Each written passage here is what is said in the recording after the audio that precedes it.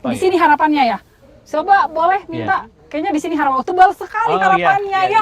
Setebal dan setinggi harapan orang tua. Hai Sobat Wisata, hai Sobat Danau Toba. Di podcast kali ini aku bakal bawa kamu ke salah satu event seru, event yang paling ditunggu-tunggu sama runner atau pelari dunia. Dan itu diadakan bukan lain, bukan tidak di kawasan Danau Toba. Tapi persisnya di mana? Penasaran kan? Tapi coba nih bayangin, pelari dari deru kaki para pelari internasional itu akan memenuhi kawasan Danau Toba yang pemandangannya luar biasa. Yes, ini dia event internasional yang paling ditunggu-tunggu, yaitu Trail of the Kings Lake Toba by UTMB 2025. Dan hari ini bersama aku para Sibarani, tentunya nggak sendiri, kita akan kupas tuntas event ini bersama Bapak Jimmy Panjaitan, Direktur Utama Badan Pelaksana Otorita Danau Toba. Apa kabar Bapak? Kabar baik itu. Sehat ya Pak ya? Sehat banget. Terima kasih. Nah, kira-kira kenapa kamu harus datang ke sini, ke event ini? Apakah sebagai pelari mungkin? Atau sebagai penonton mungkin yang mendukung kegiatan ini? Kita akan kupas tuntas bersama Bapak Jimmy. Pak, kita tahu kalau event Trail of the Kings Lake Toba, ya, ini tahun ini by UTMB. Dan ini tahun kedua. Betul. Tahun kemarin sukses besar dan diadakan di Samosir, benar ya Pak? Ya. Nah, kok bisa sih tahun ini ada di sini lagi? Dan apa yang membedakan Trail of the Kings Lake Toba tahun ini dengan tahun sebelumnya? Ya, terima kasih. Ya, event ini kenapa ada di sini lagi? Itu karena saya kira beberapa hal yang sangat penting itu adalah pertama karena landscape alam dan budaya kita yang luar biasa. Kedua juga kemarin mereka melihat pelaksanaan kita di tahun sebelumnya itu pun sangat memuaskan banyak pihak, terutama para pelari juga. Betul. Nah, dua hal itulah yang membuat kenapa mereka memutuskan untuk buat lagi tahun ini di Danau Toba, lebih tepatnya di Samosir. Tetap di Samosir seperti tahun sebelumnya ya. Tapi aku kepo Pak, aku penasaran, ini daerah lain di Indonesia gitu nggak ada yang ngajuin kami dong tuan rumahnya gitu? Oh iya, itu sebenarnya saya juga agak terkejut juga begitu mendengar pernyataan mereka mengatakan bahwa sebenarnya di Indonesia bukan yang pertama kali mengajukan Danau Toba ini. Tapi ada daerah-daerah lainnya, di daerah Pulau Jawa ada, daerah kalau saya tidak salah di Indonesia lainnya itu Pulau Bali juga, yang bagian timur juga ada gitu. Tapi sepertinya masih belum bisa memenuhi kualifikasi yang distandarkan oleh ataupun yang dicari oleh teman-teman dari TMB ini. Nah, karena mungkin mereka yang saya tangkap adalah mereka bilang ya kita sudah punya banyak event seperti ini di belahan dunia lainnya. Kalau saya tidak salah mungkin sekitar 30-an event seperti ini di seluruh dunia di beberapa negara. Jadi buat mereka melihat pantai ya di sana juga ada pantai. Gitu. Buat mereka di sana melihat ada gunung ya di sana di belahan dunia lain juga ada gunung gitu. Nah, tapi yang mereka lihat di Danau Toba ini adalah kami sangat jarang bisa melihat ada suasana di situ ketemu danau, di situ ketemu gunung, di situ ketemu sawah, di situ ketemu budaya, dan udaranya itu kayak di Eropa. Nah ini benar-benar poin plus gitu ya. Poin plus yang mereka akui ini istimewa, begitu mereka bilang. Itu kata dari UTMB. Dari teman-teman dari UTMB juga itu bilang. Nah, mungkin kita tahu nih Pak apa itu UTMB, tapi kalau misalnya teman-teman nih, Sobat Wisata dan Sobat Danau Toba yang lagi dengerin kita sekarang nggak tahu apa itu UTMB. Nah, dan kenapa pelari-pelari dari seluruh dunia wajib banget ikut event ini? Iya, jadi tentu ini pertama adalah ini event pertama di Indonesia. UTMB pertama kali bikin di Indonesia. Dan kemarin kabarnya juga waktu Pak Gubernur diwawancarai waktu kita sama-sama di Medan, dia ingin ini tetap ada di Danau Toba. Karena dia ingin ini jadi satu-satunya event UTMB yang ada di wilayah Sumatera Utara ini. Iya. Nah, kemudian tentunya event UTMB ini karena memang sudah ada by UTMB, bukan cuma sekedar mendapatkan perhatian dari UTMB, tapi benar-benar by UTMB, dia akan mendapatkan poin, mendapatkan stone-nya. Nah, stone-nya itu nanti yang mereka bisa pakai untuk bisa mengikuti untuk event selanjutnya. Event selanjutnya, terutama event puncak yang akan diadakan di Chamonix biasanya di akhir bulan Agustus kalau saya tidak salah. Bulan Agustus atau bulan 9 sekitar itu setiap tahunnya. Setiap tahunnya. Iya. Yang ke situ mesti punya stone. Stone itu didapat dari mana?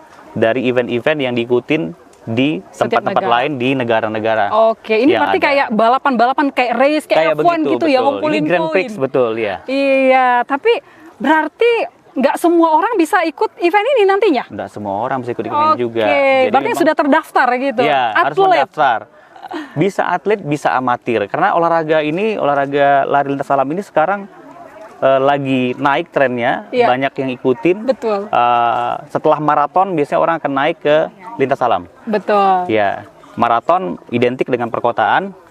Kalau lintas alam identik dengan alam yang indah dan budaya yang luar biasa. Iya. Tapi kategori apa aja sih yang ada dalam event ini? Apakah sama seperti kebanyakan maraton gitu? Event lari yang lainnya? Ini kita ada beberapa kategori ya. Pertama ada yang paling panjang itu adalah 100 km. Wow. Ya, itu ultra memang.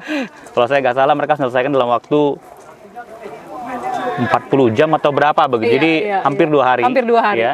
Kemudian 68 km dan 28 km. Oke. Ini yang mendapatkan UTMB Stone tadi. UTMB Stone. Ya, ada lagi tambahan 2 lagi, ada yang 10 km dan ada 5 km. Nah, yang ini siapa yang boleh ikut?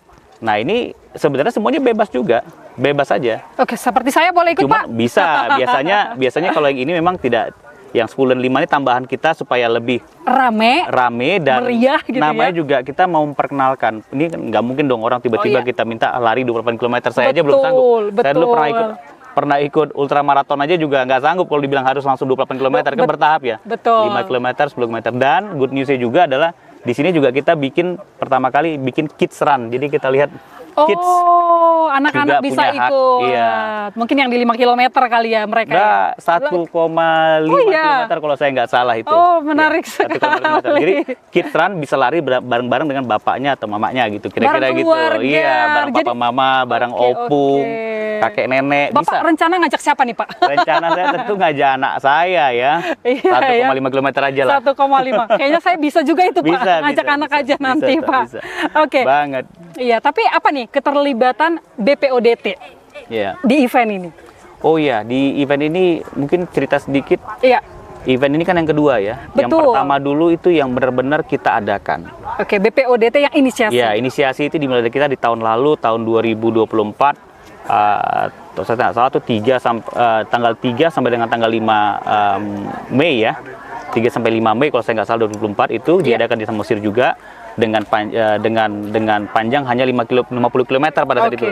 Itu memang kita di situ diminta UTMB, begitu mereka tertarik untuk kerjasama, mereka challenge kita untuk coba adakan dulu versi katakan namanya zero editionnya istilah mereka. Artinya di situ kita betul-betul dipantau dari sudut berarti uji coba kemarin kita. Iya, dan lulus.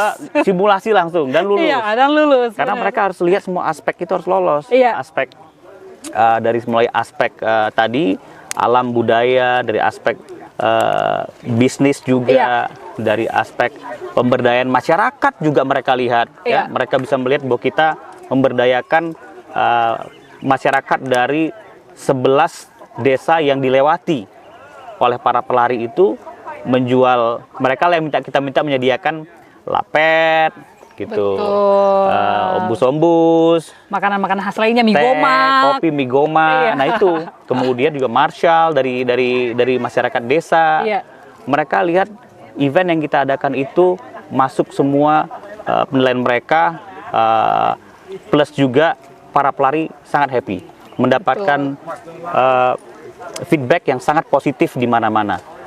Iya, luar biasa. Jadi itu kan di tahun lalu itu Pure yang menginisiasi kita karena lagi disimulasi dan ternyata lulus. Nah, kalau tahun ini kan Pure by UTMB.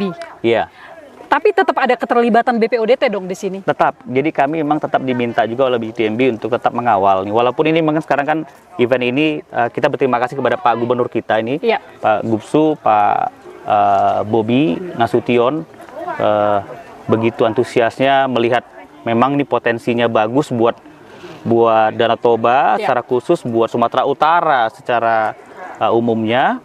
Beliau langsung bilang, oke, saya mau ambil itu pembiayaannya gitu. Jadi dia sudah beliau komit bahwa event ini akan dilaksanakan selama 3 tahun paling tidak di Danau Toba. Betul. Betul. Nah, namun memang beliau bilang juga sama kita, tolong tetap dikawal, bantu kawal karena yang menginisiasikan kalian gitu. Yang udah paham gimana alurnya event ini kan BPODT, jadi tetap harus turun tangan gitu, jadi ya mendampingi. Kami mendampingi secara apa yang kami ketahui gitu, knowledge yang pernah kami dapat, pengalaman yang pernah kami dapat. Coba kita tata begini Pak, begitu. Kira-kira begitu. Untuk memastikan ini bisa terjadi berlangsung dengan sukses. Sesuai yang Pak Gubernur inginkan, terutama dia bilang bagaimana masyarakat lokal itu terberdayakan sepenuhnya. Dapat manfaat yang banyak dari event ini. Keren. Jangan jadi lagi ada cerita-cerita sampai masyarakat merasa terpinggirkan, enggak. Bahwa event ini harus menjadi event yang masyarakat lokalnya sendiri pun merindukan keberadaannya gitu. Betul, iya. Tapi Pak, tadi Bapak bilang kan kalau bisa sampai 3 tahun ke depan itu diadakan di kawasan Danau Toba. Betul. Ada bocoran nggak Pak gitu? Apakah akan setiap tahunnya diadakan di Samosir atau ada kemungkinan di daerah lain yang di kawasan Danau Toba? Kalau kemungkinan itu ada aja. Tapi kalau khusus untuk UTMB ini yang trail run ini, UTMB trail run, memang mereka kayaknya udah kunci nih di sini karena mereka punya kriteria teknis yang sangat rigid. Bagi berapa elevasinya, berapa ribu meter. Kalau saya nggak salah tuh 6.000 meter elevasi, kemudian harus ketemu ini, harus ketemu itu, harus ada desa wisata, harus ada itu, segala macam. Dan jujur aja saya udah pernah bawa mereka itu ke beberapa tempat di seluruh Danau Toba, termasuk di sini nih, di Tembagala Resort. Dengan harapan mudah-mudahan di sini jebol. Ternyata mereka nggak bisa Pak, gitu. Di sana yang paling memenuhi syarat kami, skor paling tinggi di sana. You take it or leave it. Jadi mereka betul-betul profesional. Wow. Namun itu nggak perlu khawatir. Jadi kita juga pemerintah melihat potensi yang dimiliki Danau Toba ini untuk diarah ke sport tourism ini besar sekali. Jadi di sini mungkin saya sampaikan sekalian ya, akan ada event-event lain yang kita buat selain daripada Trail of the Kings by UTMB ini.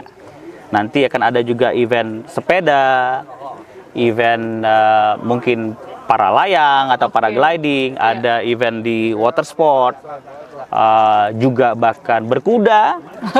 Berkuda kan kita punya yang di Seborong-Borong ada kan, ada. Nah itu mau diberdayakan juga. Nah kabar baiknya itu kemarin saya sampaikan juga bahwa ada saudara kita, ya saya panggil beliau hormat, Pak dari Komisi 7, Pak Lamot itu, Pak Lamot Sinaga itu, beliau sangat banyak bantu kita memang. Dia begitu perhatian ya. Dia mendorong ini, konsep ini ada 6 ya. Saya udah lihat itu kemarin dari beliau itu paparannya beliau, ada 6 nanti event internasional yang besar di Danau Toba. Dibuat konsepnya kemarin kita diskusi juga dengan beliau, mungkin kita coba sebar merata per 2 bulan. Wah, bertabur event kita ya sampai tahun depan ya. Iya, bertabur event supaya nanti kunjungan wisatawan ke Danau Toba itu bisa merata. Iya, jadi puncaknya nanti kita bikin banyak peak peak seasonnya kita bikin banyak sehingga sepanjang tahun peak begitu. Betul, banyak penuh Betul, gitu ya. banyak Jadi penuh. orang sampai setiap bulan itu udah mau mikir nih, wah harus ke Danau Toba, harus Betul. ke kawasan Danau Toba nih gitu. Betul, dan ya. bukan cuma wisatawan Nusantara tapi juga wisatawan mancanegara itu betul-betul kita targetkan. Iya, iya. Karena Termasuk memang devisa kita kan sebenarnya dari situ ya. Kita kalau kita bilang devisa, datangnya harusnya dari wisatawan mancanegara. wisatawan mancanegara. Termasuk event yang satu ini ya, yang Termasuk kita ini, tahu iya. notabene runner-runner itu kan datang dari seluruh penjuru dunia. Dari seluruh dunia, Yang betul. mungkin gak hanya runner yang datang, tapi mungkin bawa keluarga, bawa tim, Betul, bawa temen gitu betul. ya. Pengalaman kami kemarin di event simulasi kemarin tuh ada peserta 700 orang dari seluruh dunia itu macam-macam ya, termasuk juga Indonesia itu ada Iya. 10 negara. Nah, yang kali ini kita mentargetkan ada datang dari 25 negara. Oke. Dan jumlah pelarinya kita perkirakan sekitar 2000-an pelari. Wow. Dan harapan tadi benar Ito bilang tadi bahwa biasanya tipikalnya mereka akan bawa 2 orang atau 3 orang bersama Iya. mereka. Jadi kita perkirakan bisa jadi ada 5.000 sampai dengan Sampai 6.000 total yang datang nanti. Dari luar. Dari Belum luar ya, lagi nanti itu wistatawannya dan domestik. pelarinya. Belum Yes. lagi kita bicara yang lain-lain seperti kita juga datang dan Betul. dan saudara-saudara kita juga datang itu nanti akan banyak. Tapi aku yakin sih Pak, mungkin teman-teman kita, sobat wisata dan juga sobat Danau Toba banyak yang tertarik, pengen ketemu bule lah, ya kan? Nambah pengalaman, nambah teman gitu ya. Tapi kalau mau daftar nih, orang awam kayak kita nih, itu udah buka nggak sih pendaftarannya? Sudah buka sejak tanggal 17 Juli 2025 ya. 17 Juli 2025 di laketoba.utmb.world. Nanti tertulis di sini Iya, ya. iya. laketoba.utmb.world. Nah, boleh nih ya sobat wisata dan juga sobat Danau Toba untuk ikutan ya Pak, siapa tahu mau ikutan karena apakah terbatas untuk jumlah yang bisa ikut? Iya, sampai saat ini kita buka sebanyak-banyaknya ya. Namun tadi target kita bayangkan seandainya ada dapat 2.000 pun kita akan go gitu. Iya, oke. Itu akankah bareng larinya sama apa namanya yang dari UTMB runner itu? Oh enggak, itu nanti akan ditata.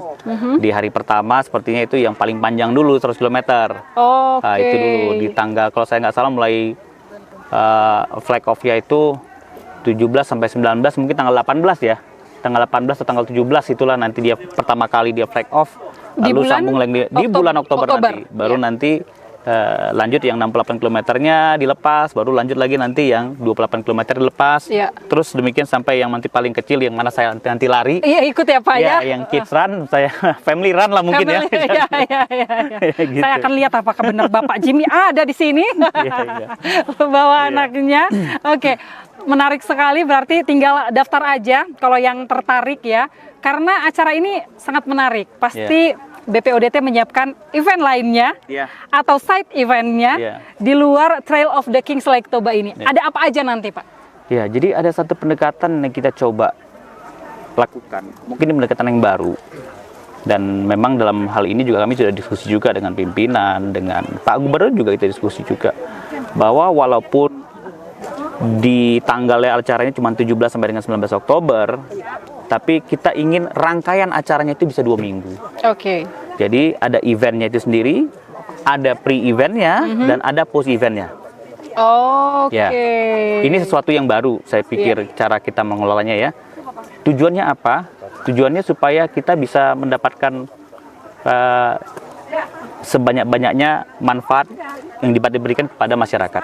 Oke, biar stay lebih lama. Biar stay lebih lama. Jadi pre-event itu sifatnya adalah kemarin kita bicarakan adalah event-event korporasi dan event-event pemerintahan. Oke. Bahkan Pak Gub kemarin bilang dia akan usahakan untuk menarik seperti forum gubernur dan mungkin kalau saya nggak salah juga ada forum Apexi kalau saya nggak salah ya beberapa event itu untuk di pre-event itu.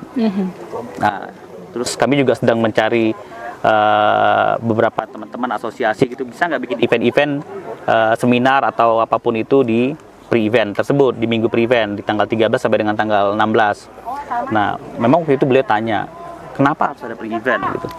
Kenapa harus ada pre-event? Saya bilang begini Pak, 70-80% manusia di dunia ini adalah karyawan. Gitu. Ya, masuk akal. Jadi kalau udah datang mereka beberapa hari sebelumnya ke Danau Toba, ke Sumatera Utara, dibayarin kantor. Kan, tiketnya udah kebayar nih, 3 juta udah kebayar, 4 juta kalau lebih jauh udah kebayar nih. Nah, kan lumayan uangnya itu mereka bisa spendingnya ke di event ini. Event Di event ini. Beli oleh-oleh. Gitu, beli souvenir, beli makanan yang artinya direct spending di daerah Danau Toba. Iya. Jadi di situ ya tidak lagi konsepnya ada satu single IO, enggak. Pokoknya ya siapapun yang berusaha di sini ya berhak yang sama, mendapatkan hak yang sama, kesempatan yang sama untuk mempromosikan ataupun menjual produk atau paketnya kepada para tamu atau yang datang nanti. Iya, wisatawan yang datang, betul. Ya, jadi tidak ada pengkotak-kotakan ya. Kotak enggak ada. Iya. Kita coba seperti ini. Mudah-mudahan kalau ini berhasil, everybody happy. Betul, karena udah belajar juga dari tahun sebelumnya ya, bahkan kita bisa bikin lebih lagi di tahun ini ya Pak ya. Oke. Kita lihat di tahun sebelumnya juga kita berdayakan masyarakat lokal yang katanya banyak meragukan, aduh hospitality-nya orang-orang Batak itu agak meragukan. Saya kira event yang kita lakukan kemarin tahun lalu itu prove them wrong. Yes. Karena kita bisa pastikan ada 11 desa pada saat itu yang dilewati oleh pelari internasional itu, di mana 11 desa itu belum pernah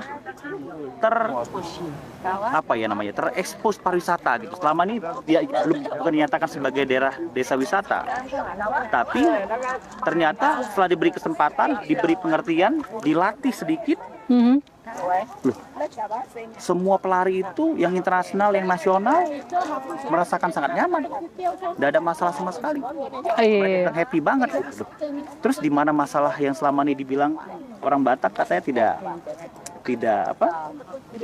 tidak cukup ramah, misalnya tidak cukup hospitality. Saya kira itu bisa membuktikan, dan saya sangat pede di event ini yang lebih besar lagi nanti kita juga bisa menunjukkan hospitality-nya orang Batak. Iya, dan itu udah sebenarnya salah tanggapan orang-orang sebelumnya ya Pak ya. Masing-masing budaya saya percaya gini, masing-masing budaya punya hospitality-nya sendiri. Masing-masing budaya punya caranya sendiri. Jadi tidak bisa dipaksakan bahwa orang Batak harus jadi seperti orang A, orang B, tidak bisa. Orang Batak is orang Batak. Betul. Mereka punya budayanya, mereka punya hospitality-nya. Itulah yang harus kita tonjolkan. Iya, siapa tahu ya memang itu daya tariknya. Yang ngomong kencang-kencang itu jadi daya tariknya. Tinggal dijelaskan nih. Iya, saya Panjaitan memang kampungnya di gunung-gunung sana. Bagaimana di gunung-gunung kita bisa ngomong bisi-bisi begitu. Iya. Oke, menarik sekali Pak. Tapi Bapak bilang kan kemarin ini nambah ya. Kalau misalnya tahun sebelumnya itu sampai berapa kilometer Pak? Yang tahun sebelumnya sampai dengan 50 km. Yang ini 100 gitu. Berarti wilayahnya atau treknya itu nambah. Itu dari mana ke mana aja Pak? Biar mungkin sobat wisata dapat gambaran. Makasih. Jadi 100 km nanti dari Tuk-Tuk. Mulai startnya.